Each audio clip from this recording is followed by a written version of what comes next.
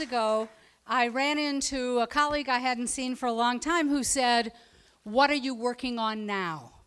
And I said, I was in that kind of mood, I said, "Oh, making the world a better place." And he said, "Could you pin that down just a little bit?" Well, I realized that what I actually do is I try to provide other people tools for making the world a better place by giving them leadership skills. So what's your goal? Do you simply want to get things done and maybe improve them a little? Do you want to start something, maybe a social venture? You can be any age to do that. I was amazed when Katie of Katie's Crops got an award from President Bill Clinton for a venture she started to feed the homeless when she was 9 years old. So anybody can start something. Do you want to start something? Do you want to grow something? Do you want to start a business? Do you want to lead a big business? Or do you just want to make the world a better place? The leadership lessons for being effective at doing that are things that I have learned from working with tens of thousands of leaders in dozens and dozens of countries all over the world. And I'd like to boil them down to 6 positive things that help us keep things moving up or in a positive direction of progress. The first is the universal lesson of life, which is show up. If you don't show up, nothing really happens. I remember a Peter Sellers movie of a number of years ago called Being There. And it was a very instructive story because Peter Sellers played a fairly ignorant man, Chance the gardener. And he was just hanging around the place where he did gardening when a very important meeting was about to take place. And as people arrived for the meeting, they didn't know that he was only helping at the house, so they said, "Who are you?" And he said, "Chance the gardener." And immediately people misunderstood and called him Chauncey Gardner, invited him into the meeting, and he ended up solving their problems. Well, it was a comedy, but I thought how real that is. The very fact of showing up, of making oneself available, of deciding that your presence makes a difference is the first key to leadership. And I think about President Barack Obama of the United States. He's been reelected, but he started out basically by showing up. He was a fairly obscure state senator from the state of Illinois when asked to give the keynote speech at the Democratic National Convention. He showed up, he gave the speech, and the rest is history.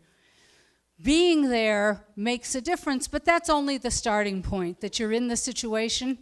The second lesson that I've learned is that it's important to speak up, to use the power of voice. No one knows what we're thinking if we don't express it. I say this to my students at Harvard Business School all the time because people get graded on class participation. And you know, there are some people who think they're entitled to have all the airtime, and so they often just talk and continue to talk until finally they hit upon something they really have to say. But there are others in the class. And sometimes it's the women that I have to encourage that they can own that airspace too. And sometimes I'll say, "Why aren't you speaking?" And they said, "Well, I want to make sure that I really have something to say." And I point out to them that the men didn't feel that way. Just do it. Just talk. However, the power of voice is not simply words. The power of voice is shaping the agenda, framing issues for other people, helping them think about it in a different way. This is why thought leaders can be leaders, because they influence the thinking of other people. Have you gone to meetings where you've noticed that whoever is running the meeting, the person who ends up as the most influential is the one who names the problem and gives people an idea for action? And that gets things moving, that gets things started. I think about a Brazilian I know, whom I think the world of. He's a journalist. And yet, as a journalist, he has managed through his columns, but also through suggesting to other people actions that they could take. He has managed to transform an entire neighborhood in Brazil into what he calls the learning neighborhood, where kids now not only learn in school, the entire neighborhood is mobilized to help them learn. And that learning neighborhood has helped make this section of São Paulo considered an upscale section. I just saw it in an airline magazine, so it must be true. But my journalist friend did this entirely through encouraging many separate people. He didn't have power. He was just a writer. He is just a writer. What he did was encourage many different people through the power of his voice. Why don't you do this? Why don't you do that? We have a problem. Let's fix education. The power of voice is big. And I'm thinking about another journalist I know using the power of voice in a very powerful way. It's Ellen Goodman, whom many people know in the United States in particular as a former syndicated columnist who went through some things with her own family and decided that it's time to have end-of-life conversations. And as an individual, using her power of voice, she has created something called the Conversation Project, which now has, as a media partner, ABC, and they are spreading the idea that one should just talk about preferences for end of life so that people can have a humane ending of the kind they want. But it's entirely the power of voice. So speaking up is the second attribute of leadership. The third is to look up. Look up at some higher principle, bigger issue, bigger vision, values. Without vision and values, leadership is hollow. No matter what it is that you want to achieve, it's always important to remember the principles. And when I say higher principles and looking up, I'm not thinking about spiritual matters, but for some people they would take it that way. I'm simply thinking about how important it is for any leader to know what they stand for and to be able to elevate people's eyes from everyday problems which bog us down, in the weeds, difficult to deal with. And we're in troubled times now in the world. And what we need is leaders who help us get above that, to gain a sense of hope, but also to remember what's truly fundamental in our values. And the best leaders do that. In fact, one of my most recent books is about great companies. I realize I say that advisedly, that many people wonder if there are any great companies. But there are some truly great companies. IBM, for example, Procter & Gamble, a bank in Brazil, a bank in Korea. Amazing that there can be good banks. Companies that I've seen all over the world that stand for vision and values, and when their leaders lead, they are constantly reminding people of a nobler purpose. It isn't just making money, we're trying to achieve something for the world. That's what we get from looking up. And I've learned this in my own work in a project I manage at Harvard. We can get bogged down in the details. Believe me, academic politics aren't fun. There are always things that we have to work on. It can really drag you down.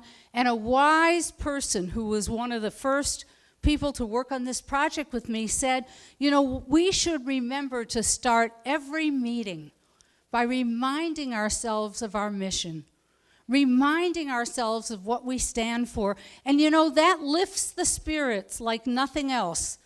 There's a purpose, there's a reason that we're doing this. And that's going to stand us in good stead when I get a few skills down. But the fourth skill, and why vision and values matter in part, the fourth skill is team up. Team up. Everything goes better with partners. Nearly anything worth doing is very difficult to do alone. And the best enterprises, the best projects, the best ventures are won where there's a sense of partnership from the beginning. I did a study with a colleague about technology startups, some of them very famous, and in recent years, which ones came to dominate the industry? Like Google in search, not Alta Vista. Like Facebook rather than MySpace. And one of the things we discovered besides having a good value proposition, was that they had more and better partners faster.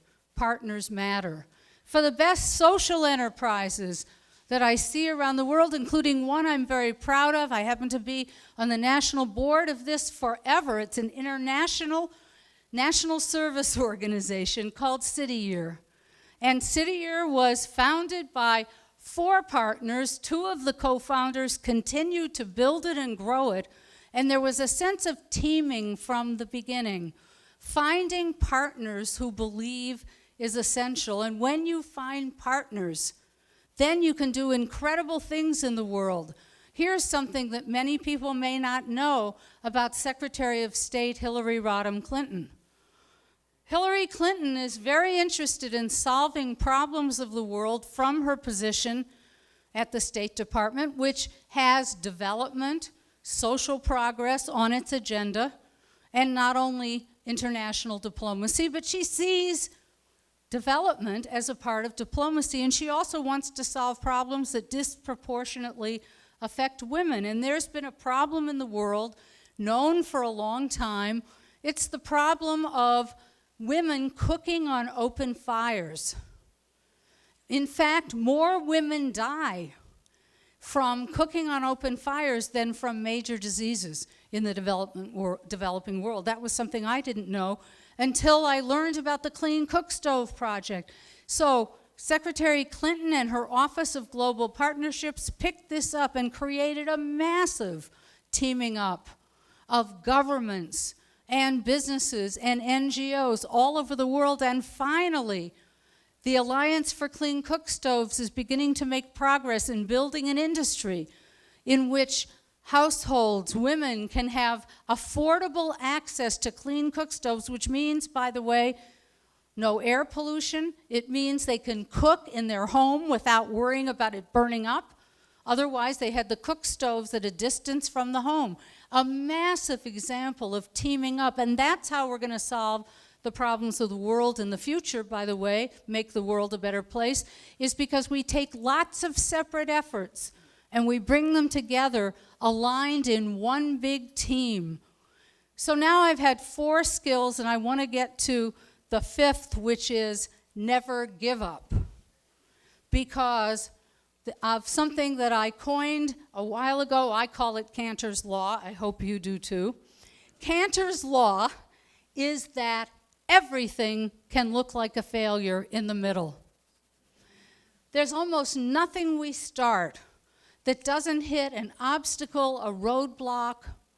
It takes longer than we imagined because we'd never done it before. It may take longer just to convene the first meeting. I sometimes have my MBA students do an action plan and they say, week 1, change the strategy. Week 2, implement. Well, you know, that's not realistic. I mean, middles are very, very difficult. You hit a bump in the road you didn't know was there because you've never gone down the path before. The critics surface, they start attacking. It doesn't work the way it was envisioned. True of all kinds of technology. You have to go back to the drawing board. And so never give up, because if you give up, by definition, it's a failure. You've stopped prematurely. If you keep going, persist and persevere, find a way around the obstacles, flexibly redesign, often you can produce a success. Sometimes it's not the success you first imagined. A lot of technology turns out to be applied in ways that we had never thought of in the beginning. But that ability to hang in there and not give up is a hallmark of leaders. I mean, I think about a friend and colleague in my own area, Dr. Donald Berwick, who was recently the chief administrator for Medicare, the biggest health program in the United States.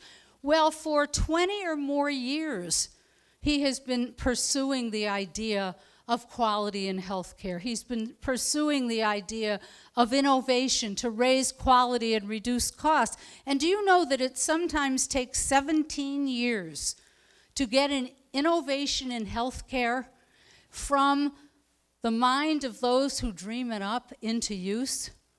That's an amazingly long time, but he never gave up. And my iconic example of a leader that we should all aspire to emulate is Nelson Mandela, the first democratically elected president of South Africa. He was in prison for 27 years and didn't give up. Finally emerged from prison to be elected president, first democratically elected president. You know, sometimes my students say 27 years in prison, and he emerged without a feeling of revenge. He emerged ready to get on with it, just interrupted in the middle. Get on with it and build a country. They say, I could never do that. I could never feel that much forgiveness. Well, we hope that you're not in prison for 27 years. We hope that your middles are shorter and sweeter. But find your inner Mandela. Find the strength to persist, even against the naysayers, the critics, and the obstacles, because that's what makes a difference between success and failure. And then when you get to the point where it looks like what you're doing is working, it's taking hold, you have the first pilot, you have a little more support, you do the sixth thing, which is lift others up.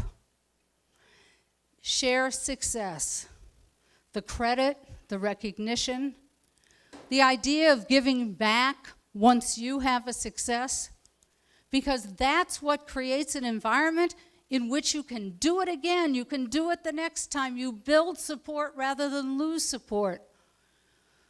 You must feel positively about the achievement, but make sure other people feel elevated by what you do as well. So that quickly are 6 secrets of success. If you want things to continue to be up, then show up. Speak up, look up, team up, never give up, and lift others up. Thank you.